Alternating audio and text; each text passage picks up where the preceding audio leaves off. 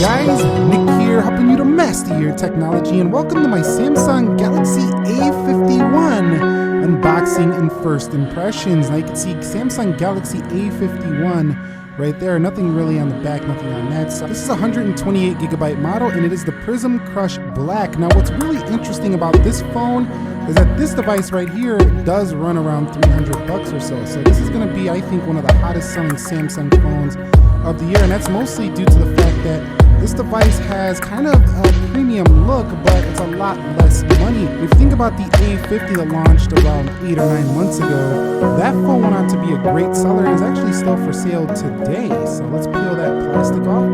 Let's go ahead and open up the box here for the Galaxy A51.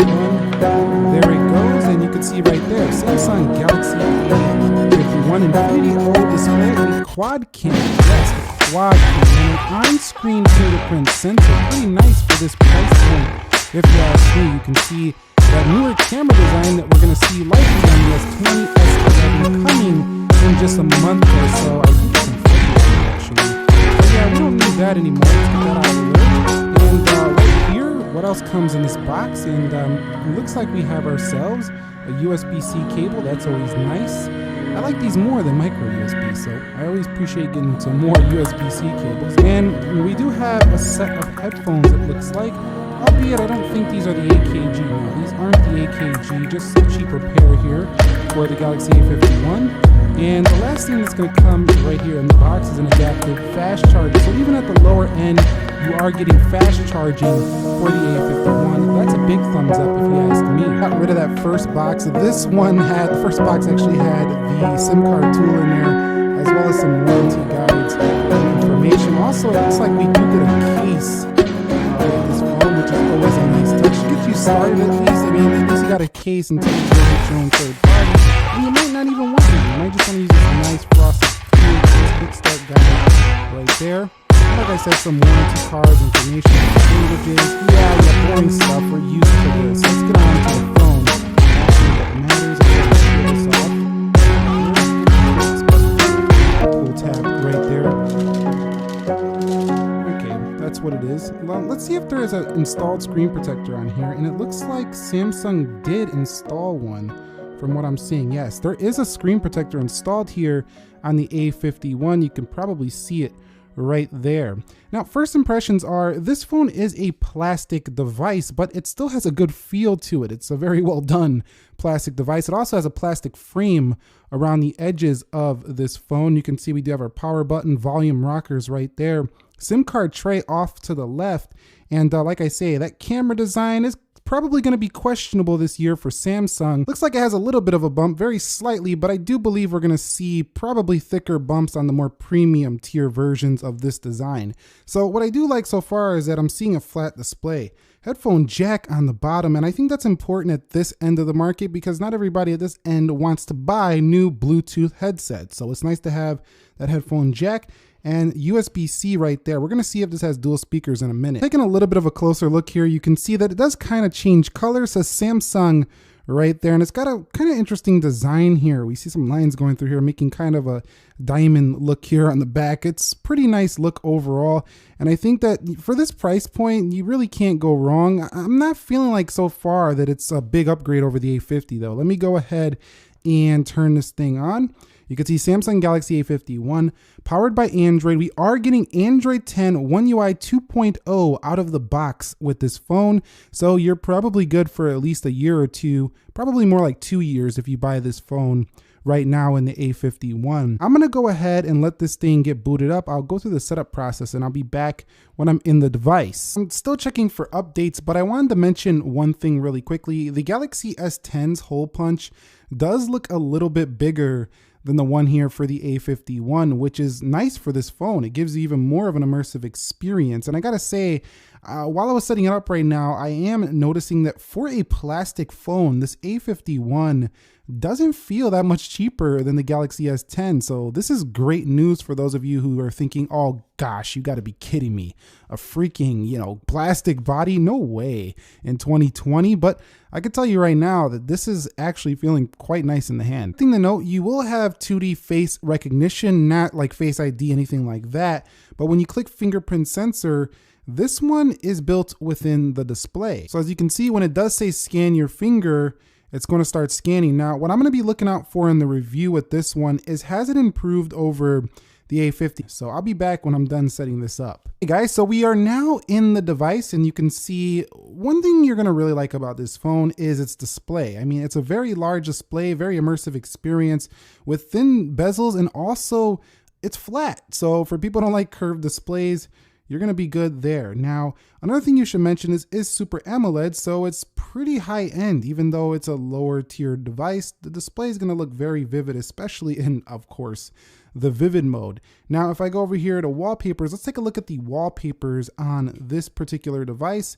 One thing I notice is that pretty much every other Samsung phone has different wallpapers. So you got Mickey Mouse on this one preloaded, and it looks like we got Minnie as well right there.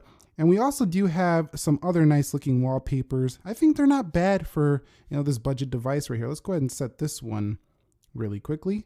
And I'm noticing already, just kind of scrolling through the UI, I know things are downloading in the background.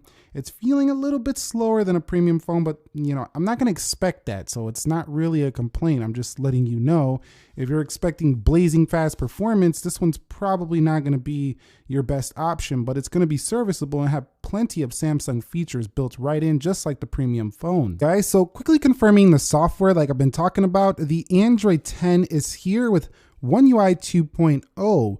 Now, one thing you will notice over time though with this particular phone is that Samsung's budget line doesn't seem to get updates as fast as, say, the Galaxy S10, for example, the Note line. Of course, they're gonna, push them to the more, premium devices as people pay more money for them. Those customers would probably be more angry that their updates didn't come as fast. But I would like to see Samsung improve on the speed of updates, because a lot of the A50s don't have Android 10 just yet. Now, just like with your premium Samsung devices, if we go ahead and click up here, you're going to see we have split screen view, you have pop-up view, so you're going to be able to do the same stuff you're used to on those premium devices, albeit it's just going to be a little bit slower. Now, taking a look at the Galaxy Note 10, you can see this one also has a bigger punch hole display at the top, but of course the camera is going to be better, so that might explain why.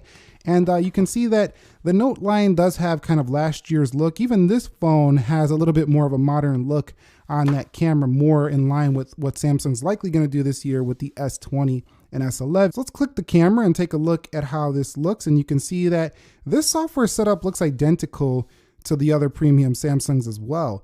Now, of course, if we click this, we will have a wide angle. I think the A50 had that one as well, so that's pretty neat to see. We can go ahead and zoom in, and the picture quality should be pretty acceptable. So if we zoom in, you can see we could go 2x here. We can also go up to 8x zoom. So look at that detail right there for this device. Now, that camera on the back is a 48 megapixel, and it's capable up to 2160p recording. We are going to be taking a look at this in the full review. Let's go to resolution. You can see you can do UHD. One thing to keep note of is that there's no UHD 60 on this camera, but we are featuring ourselves, 4 of them. A 48 megapixel, we have a 12 megapixel ultra wide, we have a telephoto at 5 megapixel, and we have a regular wide megapixel depth sensor. So portrait mode photography with live focus should be even better as well. If we go to more, you have other modes like the macro mode, the food mode, the night mode, and you better believe I'll be testing out that macro mode. Super slow-mo and slow motion. I mean, this is stuff you think you would only see on an $800 Samsung. Not so fast. You're seeing it here on the A51. But again, this hardware is lower end, so we'll just have to see how it actually performs in the day-to-day, because on paper, it sounds amazing. Now, that selfie camera is an extremely high megapixel. We have 32 megapixels, but keep in mind, megapixels never tell the full story. If we go over here on the front-facing camera, you can do video, and up to, let's see what it goes up to, UHD on the front. So that's not bad again. UHD video on the front of a $300 device. I mean, I'm happy with that. I don't see a lot of phones at that price point doing UHD on the front. Okay, so listening into the speaker. Yeah, not dual speakers on here. So that's going to be a major drawback for people who do like to listen to external audio, but having the headphone jack might save you on that one if you do care about stuff like that. And if you got Bluetooth headphones, which you probably do, that's going to be great. And also Bluetooth speakers, there's plenty of those on the market. So you're not really going to be losing out too much. But if you wanted great speakers on your phone, this one doesn't provide that. This phone's also giving you a 4,000 milliamp hour battery for a $300 device. Now, the Note 9 had a 4,000 milliamp hour battery. So this phone with lower tier specs, we should see some incredible battery life come out of this device. And of course, we do have ourselves Bluetooth 5.0. So connecting Bluetooth devices to this device is going to be pretty fast. You lose out on things like the ability to reverse wireless charge. I don't believe there's wireless charging on here either. But I mean, the core Samsung experience is here. So I expect this to be a super popular phone for the coming months. You can get this phone in this color you see right here, Prism Crush Black, white, blue, and pink. So quite a few colors to get this device. Now this phone is not quite officially available in the US in terms of carriers and all that stuff, like finding it in the store, but you can get it on Amazon.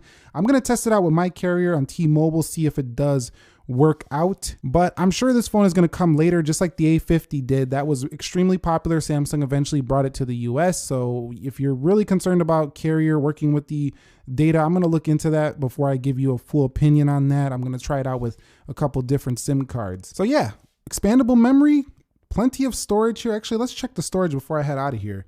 Storage right here. Yeah, plenty of storage, 106 gigs available. For the money, this is going to be a great value this year. So yeah, any questions, comments, concerns on this particular phone, let me know before I do the full review on this. I did the full review on the A50, and you guys left a lot of feedback on the unboxing when we did that one. So I would appreciate it if you do that again here before I conduct the full review on this one. And if you got an A51, consider sharing your thoughts with the community, as it does help people out in making a purchase decision. Thumbs up if you enjoyed this video. Nick here, helping you to master your technology. Thank you very much for watching. I will catch you all in the next episode. Be sure to be well, and peace.